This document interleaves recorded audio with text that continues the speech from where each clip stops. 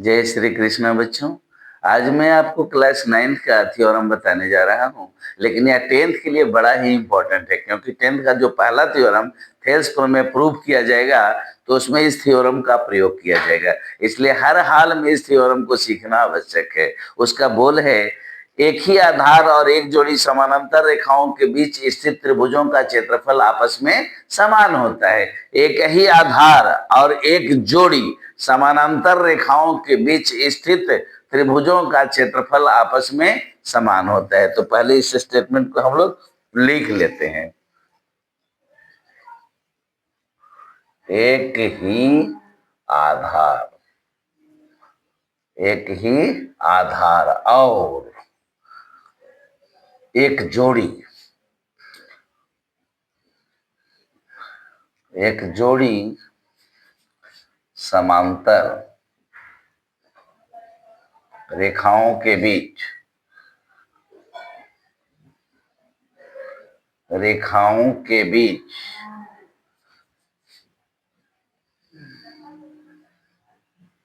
स्थित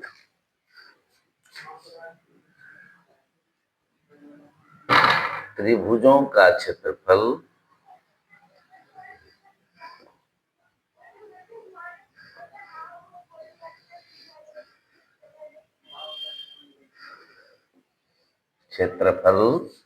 आपस में समान होता है। एक ही आधार और एक जोड़ी समांतर रेखाओं के बीच स्थित त्रिभुजों का क्षेत्रफल आपस में समान होता है।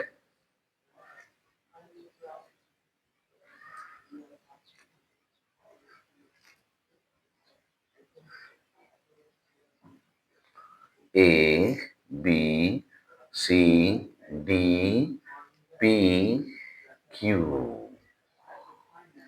तो देख लो बच्चों, यहां से हम लोग चलेंगे मुख्य प्रतिज्ञा। मुख्य प्रतिज्ञा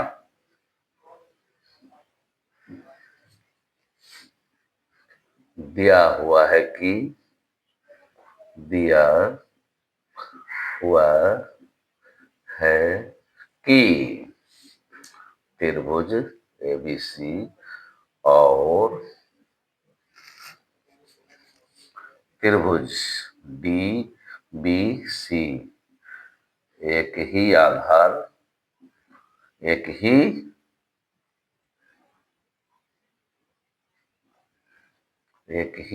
आधार, एक ही आधार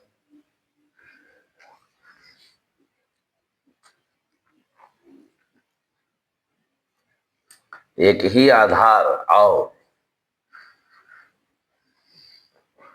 एक जोड़ी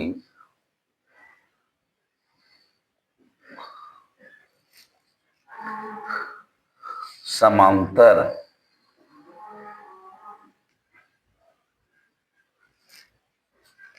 रेखाओं के बीच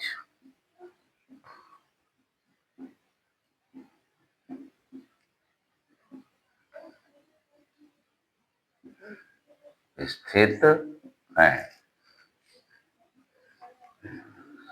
साबित करना है।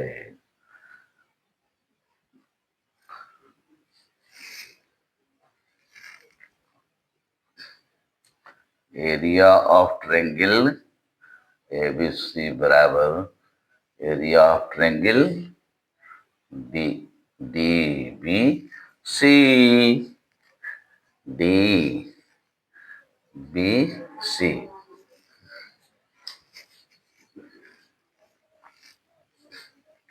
रचना, देखो भाई ये रचना करना पड़ रहा है। लंब ये डाल रहे हैं, लंब यहाँ एम लिख दोगे, यहाँ एन लिख दोगे। ए एम लंब बी सी, इसको लंब पढ़ते हैं बच्चों। ये जो सीधे ऐसे खींचे ना, इसको लंब कहा जाता है। एम लंब बी सी तथा डी एन लंब बी सी डाला।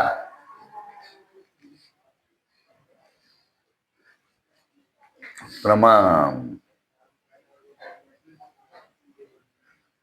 हम जानते हैं कि समांतर रेखाओं के बीच की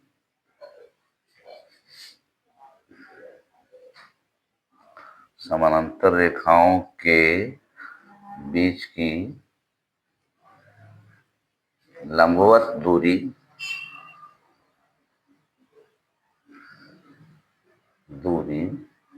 समान होती है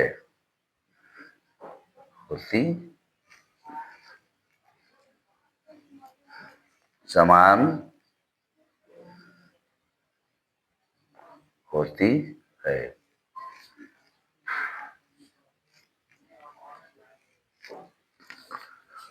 इसलिए बच्चों हमको मिल जाएगा AM बराबर DM। इसको हम वहां के रख देंगे फर्स्ट। अगर कोई पूछेंगे तो बताइएगा समांतर रेखाओं के बीच की लंबवत दूरी, क्योंकि ये दोनों रेखाएं समानांतर हैं तो इनके बीच की लंबवत दूरी समान होगी, तो AM बराबर क्या मिलेगा? DM। और फिर आपको कल मैंने बताया था किसी त्रिभुज का क्षेत्रफल उसके आधार और संघर्ष सिस्टम के गुणनफल का आधा होता है। पुनः हम जानते हैं कि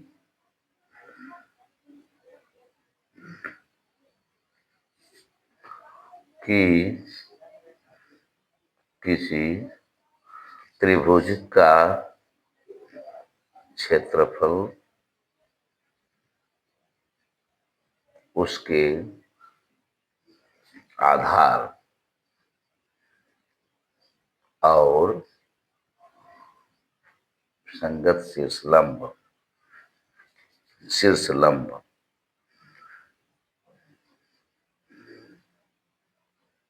के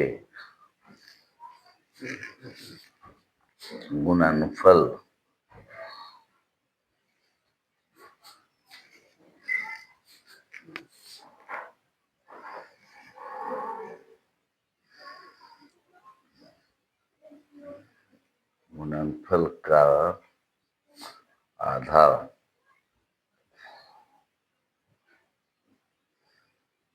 होता है।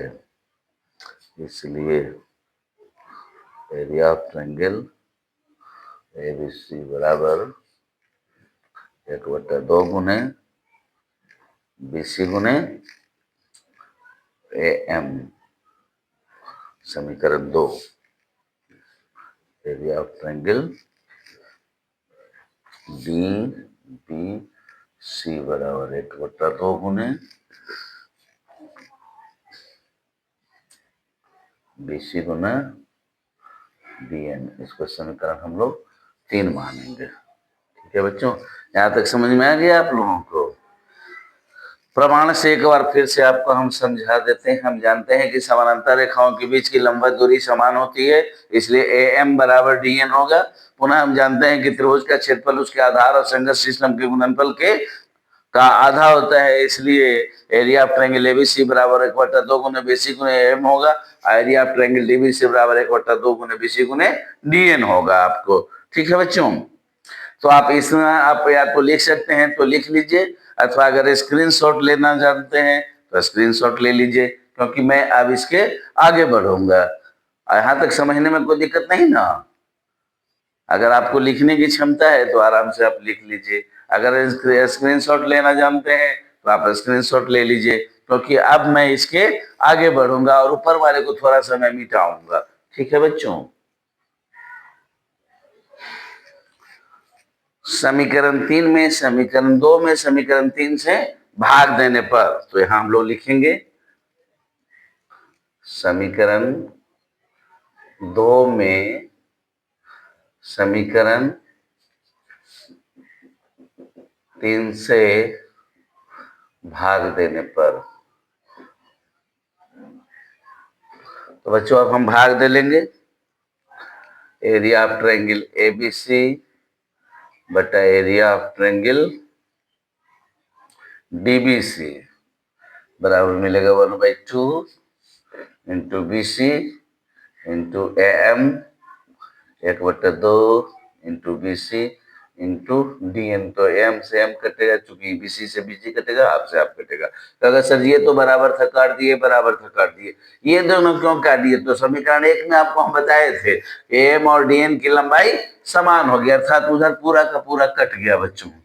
Area of triangle A B C बट्टा area of triangle D B C बराबर, इधर कुछ नहीं मिला आपको 1 मिला।